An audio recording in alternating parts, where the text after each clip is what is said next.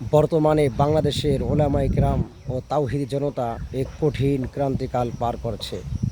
একদিকে হিজবুত তাওহীদের মতো ভ্রান্ত ফিরকার ঈমান বিধ্বসী তৎপরতা, অন্যদিকে ইসকনের উগ্রবাদী এজেন্ডা আমাদের ইসলামী মূল্যবোধ ও রাষ্ট্রীয় সুরক্ষাকে হুমকির মুখে ফেলেছে। এর সাথে যুক্ত হয়েছে ভারত বাংলাদেশ সীমান্তে অব্যাহত উত্তেজনা ও আগ্রাসী মনোভাব, যা দেশের সার্বভৌমত্বের জন্য চরম উদ্বেগজনক।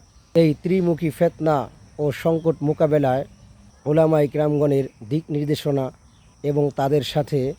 এবং তাদের সাথে পরামর্শমাফিক জীবন পরিচালনা করা সময়ের দাবি, এবং দল মত নির্বিশেষে উলামায়ে কেরামগণের সাথে ঐক্যবদ্ধ হওয়া সময়ের দাবি। মহান আল্লাহ তাআলা আমাদের ঈমান, আমল ও প্রিয় মাতৃভূমিকে সব ধরনের অভ্যন্তরীণ ও বাহ্যিক ষড়যন্ত্র থেকে হেফাজত করুক। আমিন।